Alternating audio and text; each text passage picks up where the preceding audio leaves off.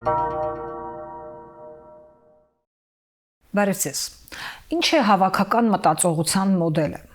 Ինչպես ենք մենք մտածում ազգովի, օրինակ հայրենասիրության մասին, օրինակ պետության մասին, օրինակ եկեղեցու մասին։ Ինչպես են կերտվում հավաքականության ապրելու ձևերը։ Այսօր մեր տաղավարում ազգագրագետ Արսեն Հակոբյանն է։ Բարև ձեզ, պարոն։ Բարև ձեզ։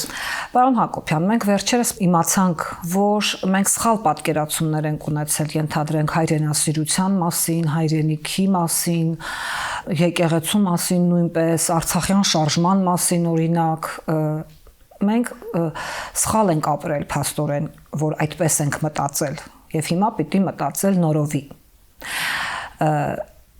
Այս երևույթը մենք պարզում ենք իհարկե քաղաքական գործիչների շնորհիվ, որպես ազգագրագետ, որքանով եք դուք հիմնավոր համարում ճիշտ եւ սխալ ապրելու ձևերի մասին մերօրյա թեզերը։ Ձեր մատնանշած խնդիրները ավելի շատ գալիս են քաղաքական ուղերձներից եւ քաղաքական հայտարարություններից, պայմանավորված ժամանակակից կոնտեքստով եւ ընթացիկ զարգացումներով, ամեն դեպքում հավաքականությունը ինքը ոչ միայն ապրելակերպ է, այլև ավելի շատ սոցիալական համերաշխություն եւ այդ սոցիալական եւ մշակութային համերաշխությունը ունի սյուներ։ Այսինքն ինչի շուրջ է հավաքականությունը զգում իրան որպես հավաքականություն եւ որպես համերաշխային միավոր, սոցիալական միավոր, դրանք դա մշակութային երևույթ է եւ այստեղ շատ կարեւոր նշանակություն ունեն ընդհանուր պատկերացումները հավաքականության ձևավորման վերաբերյալ։ Դրանք գիտության մեջ հայտնի են եւ ցանկացած հասարակագետ այդ երևույթները գիտի, դա խորհրդանիշներն են։ Դրանք անցյալի վերաբերյալ համատեղ անցած ճանապարհի վերաբերյալ ընդհանուր պատկերացումներն են։ Դա նաև հայրենիքի վերաբերյալ գաղափարներն են, որտեղ էթնիկ հավաքականությունը չի կարող ունենալ, օրինակ հայրենիքի վերաբերյալ տարբեր պատկերացումներ։ Այդ դեպքում ինքը չի կարող լինել սոցիալ-մշակութային եւ առավել եւս քաղաքական միավոր, որովհետեւ հայրենիքի վերաբերյալ պատկերացումները ձևավորում են պետությունը։ Սա ասես ընթացիկ զարգացումների կամ ակադեմիական գիտելիքների շրջանակներում սրանք հայտնի փաստեր են, հայրենիք, անցյալ, խորհրդանիշներ եւ նաեւ այն մշակութային, սոցիալ-մշակութային եւ սոցիալ-քաղաքական նաեւ նորմերը, որոնց շրջանակներում ձևավորվում այդ էթնոմշակութային համերաշխությունը։ Իսկն որտեղ մարդը իրեն համարում է հարազատ մյուսներին, այսինքն էթնիկական եւ ազգային իմաստով։ Հայտնի փաստ է նաեւ, որ այդ մոդելները, այսինքն այդ սոցիալ-մշակութային ֆենոմենը, որը կոչվում է հավաքական մտածողություն, ձևավորվում է, կերտվող երևույթ է։ Էթնոսի ներկայացուցիչները չեն ծնվում այդպես մտածելով։ Դա կարելի է ասել ինչ որ հավաքական մի բանականություն է կերտվում եւ ազգի ներկայացուցիչները, էթնոսի ներկայացուցիչները իրենց այդ հավաքական բանականության մաս են զգում մի կողմից, մյուս կողմից էլ կարծես թե այդ հավաքական բանականությունն է օգնում իրենք, որ զգան իրենց ենթադրենք հայ, մեկը զգա մյուս ազգի ներկայացուցիչ եւ հետեւաբար դրանք կերտվում են եւ դրանք կոչվում են ենթադրենք հիշողության քաղաքականություն, որ սովորաբար վարում է ինստիտուցիոնալ մակարդակում պետությունը, որևէ պետություն։ Եվ դա նորմալ է, նույնիսկ անհրաժեշտ, եթե պետությունը ունի նպատակներ։ Եթե այս տեսանկյունից նայենք, ինչ խնդիր կա այն գործընթացում, որ այսօր տեղի է ունենում Հայաստանում, որպես հիշողության քաղաքականության կերտման մի մոդել, որի անունը կարող ենք պայմանական ասել իրական Հայաստան է։ Շարունակելով թեման, պետք է նշել այդ մոդելները երկուսն են։ Այսինքն կերտումը լինում է մշակութային գործընթացի արդյունքում, այսինքն մենք չենք կարող դիտարկել ազգային հավաքականության ձևավորումը բացառապես պետության շրջանակներում, որտեղ պետությունների մի մասը առաջացել է ազգային ազատագրական շարժումների հետևանքով, եթե ոչ զգալի մասը։ Այսինքն եթե ազգային ազատագրական շարժումներ կան, դրան նախընթաց ձևավորում է ազգի հավաքական պատկերացումները արդեն օտար լծի ներքո, սեփական հայրենիքի եւ մշակութային արմատների, այսպես ինքնիշխանության վերաբերյալ։ Այսինքն ազգերի մի մասը կամ հավաքականությունների մի մասը արդեն իսկ սնվում է կամ մշակութային արմատներից, կամ մյուս մոդելը հետևյալն է, այսինքն ինչ որ մի ձևով առաջանում է պետություն, այսինքն կայսրությունների օբյեկտիվ փլուզման արդյունքում, եւ այդ պետությունները սկսում են ձևավորել հավաքականություն։ Ասենք օրինակ խորհրդային միության փլուզման հետևանքով կամ ռուսական կայսրության փլուզման հետևանքով որոշ հանրապետություններ կամ որոշ երկրամասեր, որոնք չունեն մշակութային, այսպես պետական խորքային արմատներ, սկսեցին ձևավորել սեփական հավաքականությունները։ Ասենք կենտրոնական Ասիայի երկրները կամ ասենք Ադրբեջանը, բայց բոլոր դեպքերում փնտրտուքը վերաբերում է հավաքականության ձևավորմանը։ Հիմա պետությունների մի մասը առաջացել է ազգային ազատագրական շարժումների հետևանքով, որոնց հավաքականության արմատները մշակութային են։ Այսինքն հայրենիքի ինքնաբերաբար եւ դրսից, որը թեկուզ կարող է հենց սեփական պետությունը անել այդ դեպքում, ասենք օրինակ դրսից ձևավորվող մոդել է եւ կամ ներքուստ ինքնաբուխ կամ պատմական ճանապարհով անցած։ Պատմական ճանապարհով ենթադրվում է մշակութային արմատների եւ ակունքների այսպես ժառանգորդության, պատմական ժառանգորդությունը, որը վերում է պետության ձևավորմանը։ Դրա համար դա ազգային ազատագրական առաջինն է։ Այսինքն հայկական մշակութային պատմական ժառանգորդությունը բերում է հայկական պետության կամ ազգային իրավունքների վերաբերյալ քաղաքական պատկերացումների ձևավորմանը։ Որովհետև այսպես անհեթեթ կլինի ասել, որ հայերը չեն եղել եւ հայերը առաջացել են հիմա։ Այդ դեպքում մենք շղթում ենք ամբողջ պատմական մշակութային ժառանգորդությունը հայկական, որը նույնիսկ այսպես հակագիտական է, որովհետև հայերը այն բացառիկ ժողովուրդներից են, որոնց պատմական մշակութային ժառանգորդությունը շարունակական է։ Ինչպես է դա արտահայտվում։ Դա արտահայտվում է մշակույթի վերարտադրության պատմական տարբեր ժամանակաշրջաններում, հայկական մշակույթի ձևավորման, վերարտադրության մոդելներով, նույնիսկ պետականության բացակայության պայմաններում։ Սա փաստ է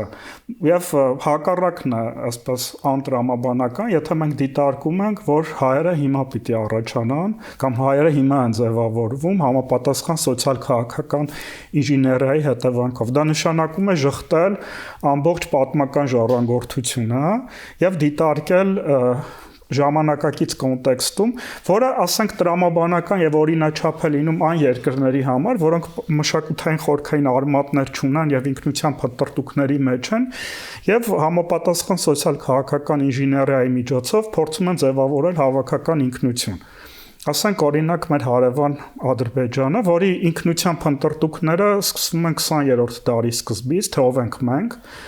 նույնիսկ լեզվի շուրջ խնդիր կար գրական լեզվի ընտրության հետ կապված, ասենք գրական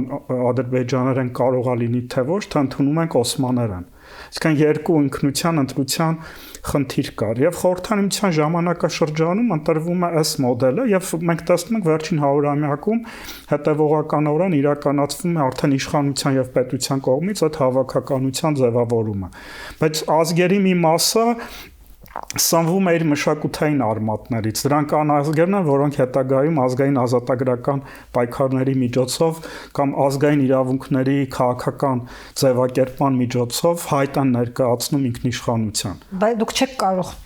շղթել նաև որպես մասնագետ, որ օրինակ հենց նույն խորհրդային միության պայմաններում այն դարաշրջանում, որում ապրել են նաև, այսինքն հայերը ապրել են նաև խորհրդային միության դարաշրջանում եւ ավելին հայկական պետություն է ձևավորվել խորհրդային միության իհարկե շրջանակում, բայց դա միևնույն է հայկական պետություն է եղել, խորհրդային Հայաստանը նույնպես այդ ինժեներիայի մաս է եղել, սովետական ինժեներիայի ազգերի ինչպես ապրելու, ինչպես մտածելու, ինչպես սիրելու կողակցից մինչև հայրենիքը, այսինքն ձևավորվել է եւ դա դարձել է մտածողության կարծրատիպ։ Հնարավոր չէ արդյոք, որ ճշմարտություն կա այն թեզում, որ այդ կարծրատիպը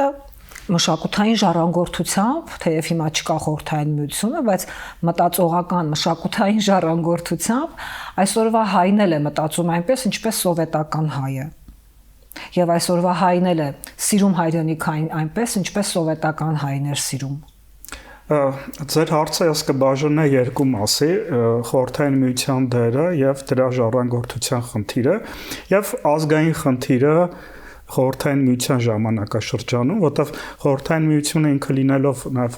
սոցիալական ինժեներիայի արդյունք, այնուամենայնիվ տարբերակում էր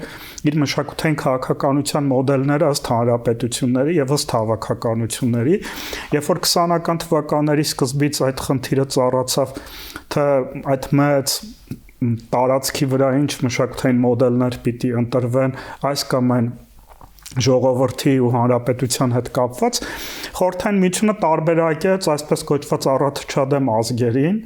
եւ այն ազգերին կամ այն հավաքականություններին, որոնք աներկբա պետք է անցնեն սոցիալական ինժեներիայի կամ մշակութային արդիականացման քուրայով։ Առաջադեմ դեր ազգ սարքել։ Այո, առաջադեմ ազգերի թվում են հայերը։ Այսինքն թողնվեց, դա որոշում էր, դա թողնվեց հայերի մշակութային ժառանգորդության ընթացքը շարունակական, առանց միջամտության։ Դա, ասենք, վերլուծական հետևանք չէր, դա 20-ական թվականներին ընդունված որոշում էր, որ այդ առաջադիմական համարվող եվրոպական, ովքեր գիրգրականություն ունեն եւ գրագիտության տոկոսը բարձր են եւ մշակութային արդեն մենք չենք կարող շղթել, որ հայերը ռուսական կայսրության մեջ ճանաչված են եւ կային։ Որպես էթնոմշակութային, էթնոկրոնական հավաքականություն եւ քաղաքական, ազգային կուսակցությունները նաեւ այդ շրջանում են գործում։ Եվ ընդունվեց որոշում, որ այս խմբերի համար մշակութային ժառանգորդության խնդիրը, ազգային մշակութային ժառանգորդության խնդիրը թողնվում է իր օրինաչափ զարգացման ընթացքի վրա։ Այսինքն մենք ինչ որ ունենք ազգային, որը մենք համարում ենք, ենթադրենք արդիականացման ժամանակաշրջանից սկսած 10-րդ դարից մինչև այդ շրջանը, դա բնական զարգացման արդեն խորհրդային միության տարիներին, բայց ոչ ինժեներիայի արդյունքում կամ կարող լիներ դրա արդիականացման հետևանքով, բայց ոչ պատճառ։ Որտեղ ինժեներիան այնուամենայնիվ գործում էր, որ ինժեներիան գործում էր, ցեղասպանությունը, մոռացման տալու քաղաքականությունը գործում էր։ Այո, բայց դա մինչև 20-30-ական թվականներին էր։ Մոռացման քաղաքականությունը գործում էր, բայց ասես կար մի քիչ կա լռության քաղաքականություն, կա ժխտման քաղաքականություն։ Այսինքն ավելի շատ գործում էր լռության քաղաքականությունը, որը հետագա լռություն եթե կա, հեշտ է բացելը։ Եվ հետագայում դա բացվեց։ Եթե դու ժխտում ես մի բան, հետո դա ընդունել որպես փաստ արդեն բարդ է դառնում, որովհետև դա նշանակում է դու անցել ես սխալ ճանապարհով, հիմա ճիշտն է կամ հակառակը։ Այսինքն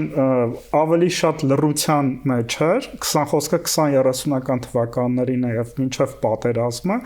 քան ժխտման։ Եվ ինչ վերաբերվում է հայրենասիրությանը, խորհրդային միությունը դասիրակում էր հայրենասիրություն խորհրդային միության նկատմամբ, բայց ոչ ազգային հայրենասիրություն։ Ավելին, խորհրդային միությունը հատկապես երկրորդ համաշխարհային պատերազմի ժամանակաշրջանում հղում կատարեց ազգերի ազգային հայրենասիրության մոդելը ընդունելու համար, որովհետև ազգը իր մեջ ավելի հոգեհարազատ է զգում իր հայրենասիրական մոդելը, քան չաշխատող, ասենք, որպես դիսկուրսիվ պրակտիկա, ասենք, սոցիալիստական հայրենիքի պաշտպանությունը։ Այսինքն դրա համար, ասենք, այդ տարիներին Նևսկիի գաղափարն է Ռուսաստանում առաջ գալիս եւ հայկական նաեւ հայրենասիրական մոդելները, բայց դա խորհրդային միությունը չի ստեղծել, դա ուղղակի ինքը ընդունեց, հղում կատարեց արդեն ձևավորված ազգային մոդելներին։ Այսինքն ազգային հայրենասիրական մոդելներին, որի նպատակը, որտեղ հայրենասիրությունը ամենանվիրական զգացումն է հավաքական իմաստով, որտեղ դա ինքնազոհողություն է պահանջում։ Չէ՞ որ հայրենասիրության համար սեղանին է դրվում ամենաթանկը կյանքը եւ հավաքականությունը պետք է մշակութապես դրան, այսպես արժեքը դրա գնահատի, իսկ արժեքը գնահատվում էր արդեն իսկ անցած ճանապարհով եւ փորձով։ Հետևաբար չի կարող լինել, ասենք, հայկական հայրենասիրություն սովետական մոդելի։ Կա հայկական հայրենասիրություն, որի արդիական արմատները գալիս են, այսպես որպես աշխարհիկ երևույթ, եթե ազգային իրավունքների մասին ենք խոսում, արդեն 10-րդ դարում այստեղ հերոսականության, այստեղից բխում է ազգային հերոսականության մոդելը, որը ձևավորվում է Վարդանանց կերպարով, որի կերպարը պահպանվել էր Եղիշեի եւ եկեղեցու միջոցով, եւ դա դառնում է ազգային հերոսականության մոդել։ Եվ դրա արդյունքում է, որ մենք մինչև հիմա հայրենիքի մեր զոհված զինվորներին անվանում ենք նահատակներ։ Այսինքն հայրենիքը, ինքնությունը եւ պատկանելությունը դրանք միահյուսված են ազգային հայրենասիրական մոդելի մեջ։ Եվ հավատի հետ։ Այո, եւ հավատի հետ, որովհետեւ այդ մշակութային մոդելը պահպանվել էր հավատքի միջոցով եւ ինստիտուցիոնալ առումով եկեղեցու միջոցով։ Որտեւ Վարդանանց կերպարը սրբադասված էր եւ որպես արարողակարգ կար եկեղեցու տոնացույցում, որը արդեն արդիականացման ժամանակաշրջանում դառնում է հերոսականության եւ ինքնազոհաբերության մոդել հանուն հայրենիքի։ Այստեղից նաև հետագայում առաջ է գալիս ցեղասպանության հետևանքով տրավման եւ բնականաբար վրեժխնդրությունը եւ հատուցումը տրավմայի, որը ձևավորում է, ասես ասենք, ժամանակակից հայկական հայրենասիրական ազգային մոդելը։ Այսինքն ուղիղ կապել դա սովետական միության ինժեներիայի հետ ճիշտ չեք համարում։ Սովետական միությունը հղում է կատարում հայկականին։ Եղածին։ Սովետական միությունը խնդիր ուներ իր սոցիալիստական հայրենիքի հայրենասիրության, ոչ թե հայկականի։ Ինքը ազգայինը դիտարկում է, թե ազգայինի մեջ մարդը իրեն ավելի հոգեհարազատ, ավելի մշակութապես ասես ներառված ասկում։ Եթե հղում է կատարում քաղաքական համակարգը, կներեք, այսինքն միշտ հրամաններով հնարավոր չէ, ասենք 5 տարվա մեջ դասիրակել հայրենասիրություն։ Դրանք մշակութային ակունքներից եւ մշակութաստեղծ գործնեության արդյունք են, որի կրողը պետք է ասես համերաշխ լինի իր մշակութային միջավայրի հետ։ Դրա համար հայրենասիրության երևույթը, ասենք հրամաններով, որոշումներով եւ այլն հնարավոր չէ։ Թղթի վրա կարող ենք այդպես ձևակերպել, բայց կյանքի մեջ որպես ոչ միայն որպես խոսույթ, այլ որպես գործողություն, չէ՞ որ դրա միջոցով է գնում ինքնազոհաբերումը, դա արդեն խնդիր է դառնում։ Երբ նշում ենք, որ սովետական միությունը օգտագործում էր եղած մշակութային կոդերը, այսպես ասած, արդյոք չի ստացվում, որ եթե սովետական միությունը հղում է արել հայկական, ենթադրենք, ազգային մշակութային կոդերին, նշանակում է դա չի խանգարել նրան, նշանակում է դա դրա կարիքը ունեցել է եւ ճիշտ տեղում է հղում արել, խելացի հղումներ է արել, բայց իր որպես պետություն իր կարիքների համար, եթե հակասեր այդ կարիքներին, առնվազն հղումներ չէին արվի, առնվազն չէր խրախուսվի, ել չեմ ասում, որ կարող է նաև բռնաճնշվեր հաշվի առնելով այդ պետության մոդելն ու ձևը եւ փորձը նման բաների։ Հետևաբար այնուամենայնիվ պետությունը միշտ էլ փորձում է մոդելավորել իր կարիքների համար եղածը։ Ինչ է այսօր փորձում Հայաստանի Հանրապետությունը մոդելավորել։ Վերադառնալով ձեր հարցին, այսպես հղում կատարելը այսպես կարող են ձևակերպել, ավելի լոյալ մոտենալ, այսինքն ընդունել լոյալությունը եւ ոչ ավելին, որովհետեւ ըստ էության խորհրդային միությունը սահմանափակում էր քաղաքական դիսկուրսը ազգային իրավունքների հետ կապված։ Որտեղ հետագայում քաղաքական դիսկուրսի սահմանափակում կար, պայմանավորված այդ երկրի բնույթով եւ նաեւ քաղաքական արտաքին միջազգային այլ տիպի հարաբերություններով։ Բայց արդեն հետագայում ազգային մշակութային ասես կոդի հետ կապված դա հակասության մեջ չէր մտնում ընդհանուր իր կոնտեքստի հետ, որովհետեւ ընդհանուր առմամբ կայսրությունները խնդիր են դնում ոչ թե ասես զուլման, այլ լոյալության։ Այդ խնդիրը կար։ Հայերի պարագայում, այո, բազմազգ կայսրություն։ Հայերի պարագայում մեծ հաշվով չկար զուլման խնդիր, որովհետև ամեն դեպքում մենք այլ էթնոս են կամ այլ լեզու մշակութային այլ տիպ ենք, քան խորհրդային միության մի շարք այլ ժողովուրդներ, որոնք ունեն լեզվական ինքնության եւ այլ տիպի հարցադրումներ։ Այդ իմաստով սահմանափակումները հատկապես երկրորդ համաշխարհային պատերազմից հետո դառնում են քաղաքական իրավունքների խնդիրն էր սահմանափակված եւ քաղաքական դիսկուրսներ ազգային իրավունքների շուրջ սահմանափակված, բայց մշակութայինը թողնված էր այսպես ավելի ազատ, այո։ Ինձ 20-30-ական թվականները դա սպეციფიկ ընթացք է եւ պայմանավորված ստալինյան բռնաճնշումներով թե հեղափոխական ռոմանտիզմով նոր տիպի հասարակություն կառուցելու հետ կապված։ Այս առումով խորհրդային միության մշակութային քաղաքականության մոդելներն են տարբերվում ըստ ժամանակաշրջանի։ Բայց 32-րդ համաշխարհայինի նախօրյակին արդեն ազգայինը սկսում է այլ դրսևորում ասես ավելի բաց եւ ավելի հղում կատարվող երևույթ դառնալ, բայց դա չի նշանակում, որ ինքն է ստեղծում դա։ Հայերի պարագայում խոսքը հայերի պարագայի մասին է, որտեղ որ անհրաժեշտ էր իհարկե ստեղծում էր, բայց հայերի պարագայում ես նշեցի մշակութային արմատները, ժառանգորդությունը խորքից էին գալիս եւ հատուկ անհրաժեշտություն չկար սոցիալ-մշակութային ինժեներիայի իսկ օգտագործելու, որովհետեւ այնպիսի թեզեր էլ կան հրապարակում, որ խորհրդային միությունը հետո ընդհանրապես կայսրությունները իրենց քաղաքական նպատակների համար են օգտագործել երբեմն շահարկել իմաստով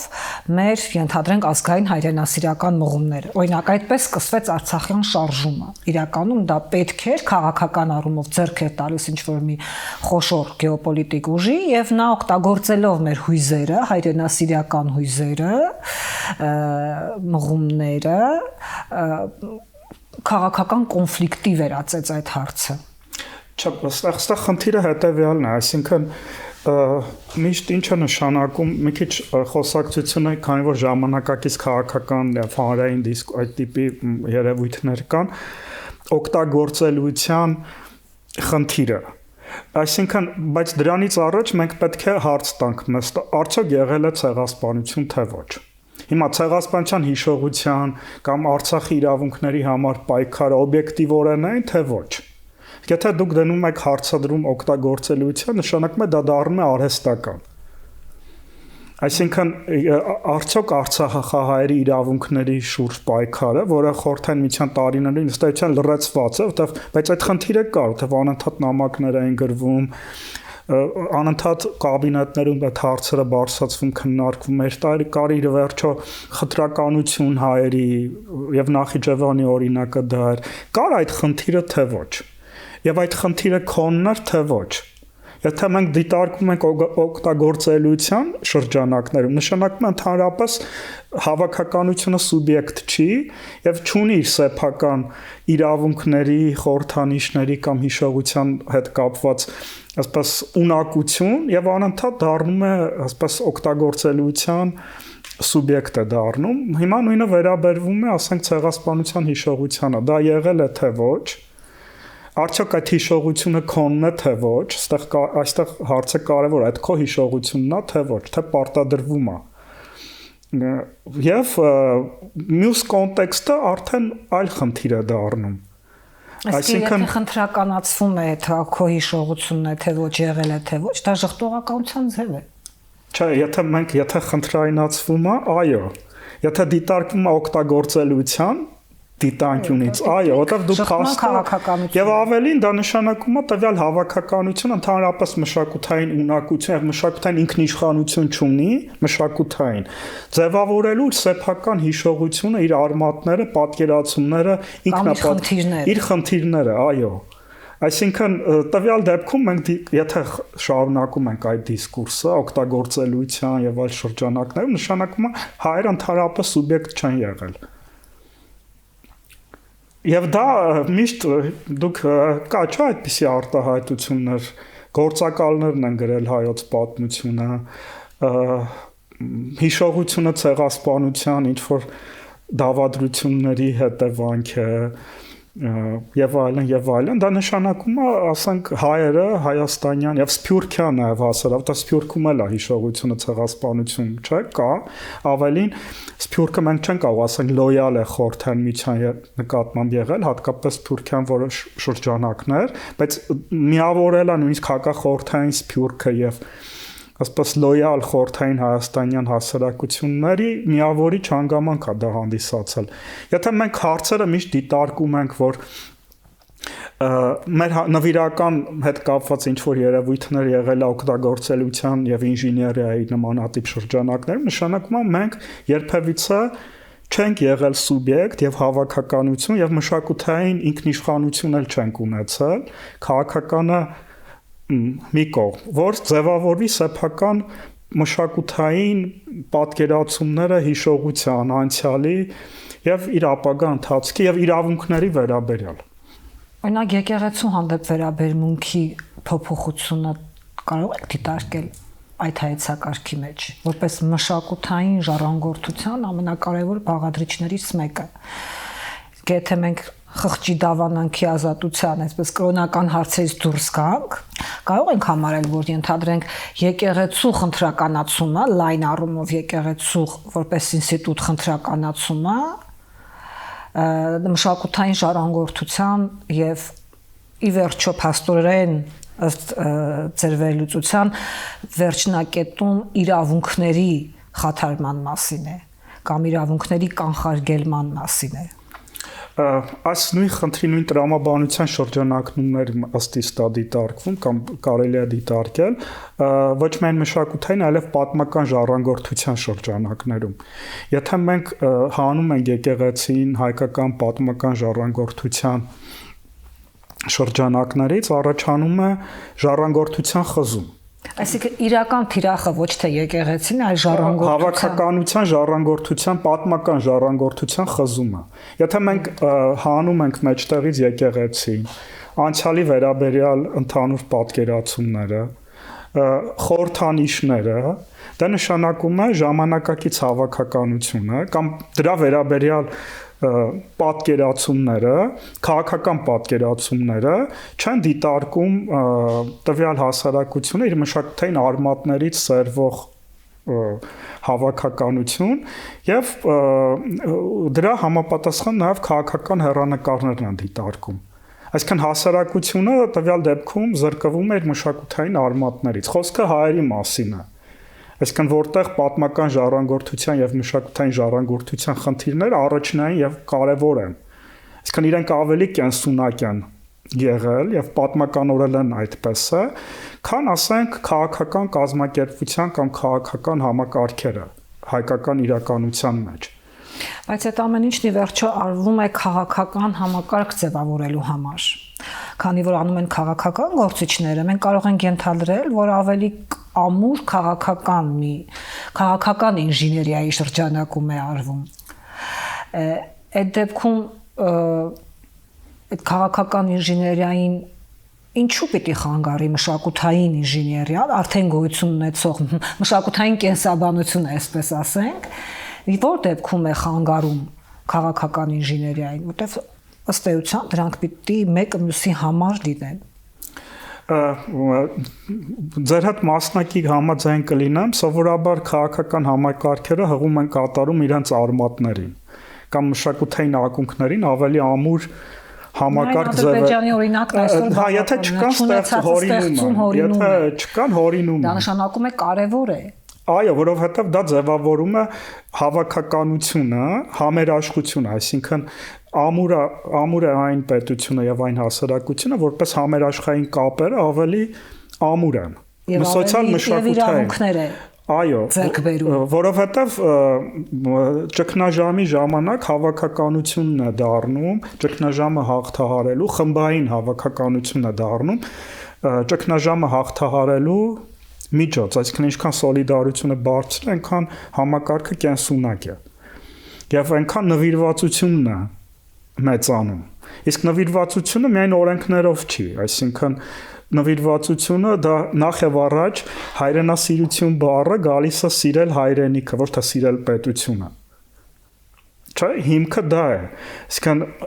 այստեղից մենք ունենք հիմա ժամանակակից մեր խոսույթում քաղաքական հայրենիքի եւ պետության հակադրության խնդիրը, որը ընդհանրապես չպիտի լիներ, որովհետեւ աշխարհի բոլոր մշակույթներում եւ բոլոր երկրներում առաջնայինը այդ խնդիրը չի դրվում, որովհետեւ հայրենիքի գաղափարը քննարկելի չի խնդրայնացվում։ որտեղ հայրենիքը ամենամեծ ինքնազոհությունն է պահանջում եւ երկրորդ հայրենիքի նկատմամբ սերը չի կարող լինել օտարի կողմից նվիրականը չի կարող քեզ պարտադրված լինել։ Եվ պատահական չի, որ աշխարհի բոլոր երկրներում եւ ժողովուրդներում հարգում են հայրենիքի համար ընկածների հիշատակը, հայրենիքի համար ընկածների համար են հուշարձան դնում եւ բարձրագույն պարգևները հայրենիքին մատուցած ծառայությունների համար են։ Այսինքն պետության եւ հայրենիքի գաղափարների այսպես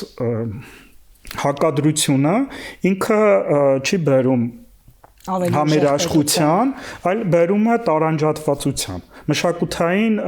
ճգնաժամի առաջացմանը, որը չի կարող օգնել պետության։ Եթե դա արվում է ի նպաստ պետության, այսինքն պետության գաղափարի ամրապնդման, արդյունքում դա չի կարող մշակութային անհամերաշխությունը տվյալ հանրույթի ինչպես կարող է ուժեղ պետության կառուցակարգերի հանգեցնել։ Այստեղ խնդիրը արդեն հեռանկարին է, այսինքն դա ինչ հեռանկար է բերում, ինչ հեռանկարի համար է դա դառնում։ Իսկան ինքնին պետության եւ հայրենիքի գաղափարների իրար դեմ դիտարկելը դա ասես հավաքական ինքնության համար նպաստավոր երևույթ չէ։ Որտեվ կասկածի տակ է դնում հայրենիքի գաղափարը։ Մենք հայրենիքի գաղափարի վերաբերյալ կասկածներ չունենք հայաստանյան կամ հայերը։ Այսինքն կասկածներ սերմանվի այն նվիրական բաների նկատմամբ, որոնք նվիրական են։ Տեսեք, այստեղ թիրախավորվում է այն ընդհանուր, այն ամեն ինչը, որը ընդհանուր է, որը հիմա ժամանակակից հայկական հավաքականության առանցքն է։ Չէ, խորհրդանիշները, հիշողությունը, հայրենիքի վերաբերյալ պատկերացումները, բայց հեռանկարի շուրջ, ինչի շուրջ հավաքականությունը կամ հասարակությունը պետք է միավորվի, դա բացակայում է։ Իսկ հասարակությունը չի կարող միավորվել, ենթադրենք, սեփական պետություն ունենալու, ինքնիշխան լինելու գաղափարի շուրջ։ Ինքնիշխանության անկախ պետության պայմաններում ինքնիշխանության դիսկուրսը նշանակում է դու չես վստահում քո անկախ կամ թերահավատես քո անկախության վերաբերյալ։ Իրեն հարգող որևիցե հասարակություն կամ պետություն Հայաստանը 30 տարվա պետությունը չի վարում ինքնիշխանության դիսկուրս։ Ինքնիշխանության դիսկուրսը բնութագրական է մինչ պետական ժամանակաշրջանին վերականգնելու համար պետությունը եւ անկախությունը։ Ձեր կարծիքով պետության մասին նոր պատկերացումը ոչ թե նոր պետության մասին, որտեղ մենք արդեն 30 եւ ավելի տարիների պետություն ենք, այլ պետության մասին նոր պատկերացումը կարող է տեսականորեն ձևակերպվել, ձևավորվել որոշակի հին պատկերացումների այսպես խմբագրումով եւ այդ հին պատկերացումները, որ մենք 30 տարիների ընթացքում ունեցել ենք, բխեցնել ավելի վաղ մի պետության մեզ պարտադրած կարծրատիպերից։ Այսինքն մենք սխալ ենք մտածում, մեր եկեղեցին սովետական է, մեր հայրենասիրությունը սովետական է, չգիտենք, ես անձամբ չգիտեմ դա ինչ է նշանակում, բայց այդպիսի թեզեր եմ լսում։ Ամեն ինչը սովետական է, բայց մենք սովետական միության պետություն չենք արդեն 30 եւ ավելի տարի եւ կարող ենք ասել, որ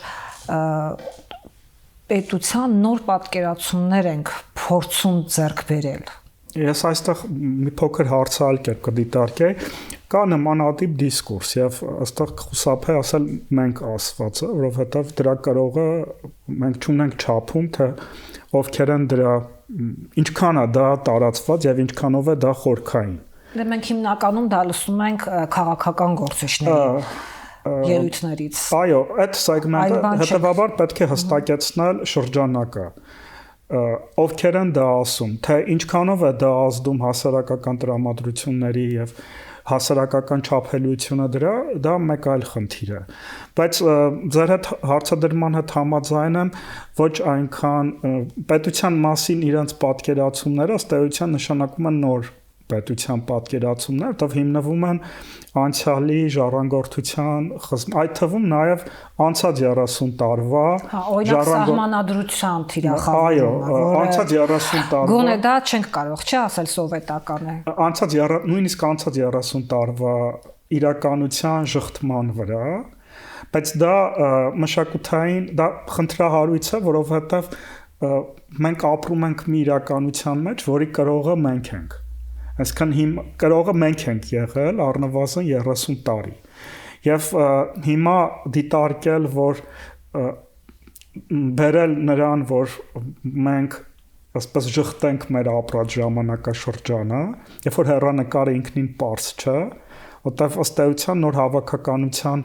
կոնցեպտ չի առաջարկվել, այն ինչ որ կա, դա հեռանկար չի, այն ինչ որ ասվում է, դա որևիցե մշակութային, սոցիալ-մշակութային, ասես ազգային գաղափարների եւ իդեալների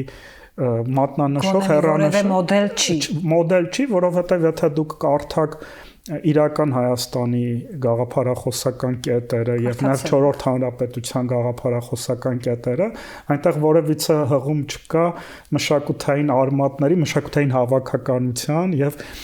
հասարակական այնպիսի հարաբերությունների մասին, որտեղ մարդիկ միավորված կլինեն մշակութային արժեքների շուրջը։ Եվ այդ իրականության եւ ասես քաղաքական ուղերձի բախումը կարող է խնդրահարույց լինել, որտեղ թիրախավորվում է ոչ միայն անցյալը, այլև ներկան։ Իսկ իրականության վերաբերյալ, իսկ հասարակության իրական գնահատականի վերաբերյալ որևէ հետազոտական տվյալներ կան։ Ես կարող եմ մատնանշել մի հետազոտություն, որի արդյունքների այս կամ այն չափով ես ծանոթ եմ եւ ընթացքին նույնպես տվյալները վերաբերում 2025 թվականի աշնանը եւ 26 թվականի ձմռանը, այսինքն քաղաքական կոնտեքստը, եթե հիմա նախընտրական ժամանակաշրջան է, այստեղից դուրս ենք բերում, այս իրականության միջև իրականության հետ բախումը իմ կողմից ենթադրելի էր, բայց հետազոտական արդյունքները ցույց տվեցին դրա վկայությունը եւ դրա ապացույցն ու հիմնավորվածությունը, առ այն, որ երիտասարդության շրջանում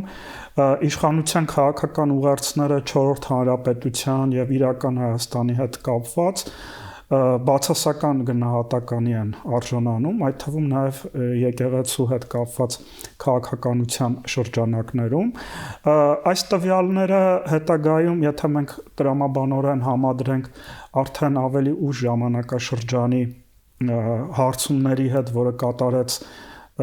Միացյալ Նահանգների Հանրապետական ինստիտուտը քաղաքական արդեն ռեյտինգավորման գործընթացների հետ կապված, մենք տեսնում ենք հենց այդ սեգմենտը 18-ից 35 տարեկան, որի շրջանակներում գործող իշխանությունը ունի բացասական ամենաքիչ ռեյտինգը ունի 7% Նիկոլ Փաշինյանը,